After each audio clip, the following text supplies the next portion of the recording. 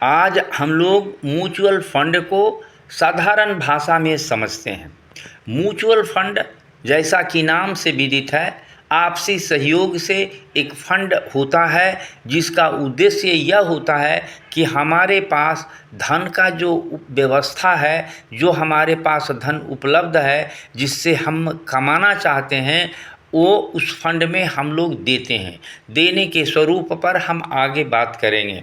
उस धन को वो फंड का जो कंपनी होता है, फंड का जो व्यवस्थापक होता है, अपने सुविधा अनुसार उसके विशेषज्ञों के विशेषज्ञता के अनुसार उसको शेयर में लगा सकता है, डिवेंचर अर्थात ऋण पत्रों में लगा सकता है, सोना में लगा सकता है, या विदेशी मुद्रा में लगा सकता है, या और भी कई मोड जिसमें फिनंशियल इंस्ट्रूमेंट भी शामिल हैं, उसमें वो लगा करके उस धन से कमाई करता है और सारे खर्चों को काट करके अपना लाभ सुनिश्चित करते हुए लाभांश को उनके हिस्सेदारों के जिन्होंने फंड में धन जमा किया था उसी प्रोपोर्शन में, उसी अनुपात में उसका बंटवारा कर देते हैं।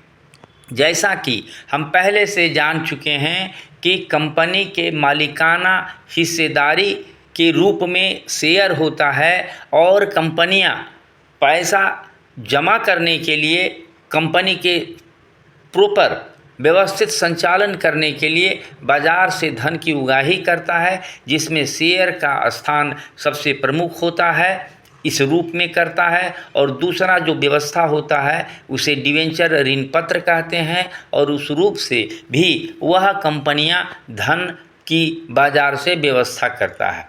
इन दोनों के अतिरिक्त एक म्यूचुअल फंड का भी इजाद किया गया है, जिसमें लोग अपनी सुविधा के अनुसार, अपनी क्षमता के अनुसार धन को एकत्रित करें और उस धन के जो व्यवस्थापक हैं उनकी विशेषज्ञता के अनुसार उस धन को प्रोडक्टिव बनाया जाए। तो वे धन सामान्यतः इन्हीं कंपनियों के शेयरों में, डिवेंचरों में लगाए जाते हैं। लेकिन इसके अलावा और भी जो प्रोडक्टिव जहां उत्पादन धन का हो सकता है, जैसा कि मैंने पहले भी बताया, सोना, विदेशी मुद्रा, अदर फिनंशियल इंस्ट्रूमेंट या और भी कमोडिटी में लगा करके उसका धन वृद्धि करते हैं। तो इस तरह ये म्यूचुअल फंड हुआ। तो म्यूचुअल फंड उनके लिए होता है जो लोग के पास धन की इतनी पर्याप्त मात्रा नहीं होता है कि वे अपनी इच्छा के अनुसार बाज़ार से शेयर या डिवेंचर या दूसरे मोड में धन लगा सकते हैं। तो उनके पास जितना उपलब्ध होता है उतना ही फंड में दे देते हैं कि फंड में जो एकत्रित धन की मात्रा होती है उससे वे कहीं भी धन को निवेश कर सकते हैं और उसी प्रोपोर्शन में वे अपना लाभ ले सकते हैं। इसे आप एक तरह से सहकारिता की व्यवस्था समझ सकते हैं।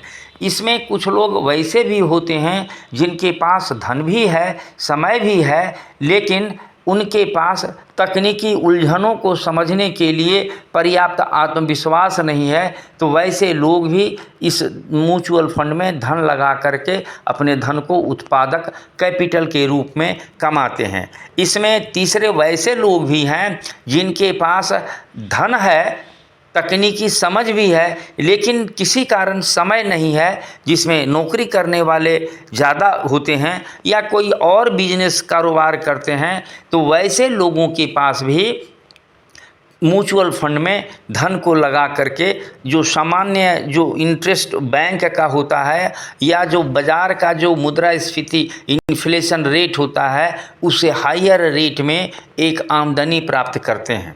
हालांकि ये बात आपको स्पष्ट होना चाहिए कि उनके विशेषज्ञ आपकी विशेषज्ञता के सामने कुछ नहीं है। वे लोग सिर्फ और सिर्फ उस कुर्सी पर बैठे हुए हैं, उसमें चूंकि समय देते हैं इसीलिए वो विशेषज्ञ माने जाते हैं और उनका कोई अलग से विशेषज्ञता नहीं होता है। इस संबंध में एक महत्वपूर्ण बात है कि वॉरेन बफेट जो एक साधारण लड़का था, आज कोई 25-30 लाख करोड़ रुपए की पूंजी का मालिक हो गया है और उसकी कंपनी हैथवे कंपनी कोई 90 लाख करोड़ रुपए से ऊपर की कंपनी हो गई है, तो वॉरेन बफे बताते हैं कि वे ट्रेडिंग करके, शेयरों का खरीद बिक्री करके किसी को अमीर होते हुए नहीं देखा है। शेयरों में जो निवेश करते हैं, लंबे समय के लिए जो निवेश करते हैं, वही अमीर बनते हैं। मेरा कहने का तात्पर्य यह है कि यह शेयर बाज़ार रोज़ खरीद बिक्री का और प्रतिदिन में कई बार खरीद बिक्री करने का खेल को ही जुआ कहा जाता है और वो जुआ होता है। तो इस बात को आप समझिए और म्यूचुअल फंड में भी पैसा लगाइए, लेकिन यह भी प्रयास होना चाहिए कि आपका म्यूचुअल फंड भी अल्टीमेटली शेयर और डिवेंचर में ही जाता है। तो यदि आपके पास थोड़ा सा समझ है, थोड़ा सा धन है, तो डायरेक्ट आप बाज़ार में सीधे लगाने का कोशिश कीजिए। म्यूचुअल फंड शुरुआती दौर का साधन हो सकता है। जी, सुनने के लिए धन्यवाद। इसी तरह आपको और अगले वीडियो में जीवन से संबंधित और भी महत्वपूर्ण चीज़ों को बताएंगे। शेयर भी कीजिए चैनल को और सब्सक्राइब भी कीजिए। धन्यवाद।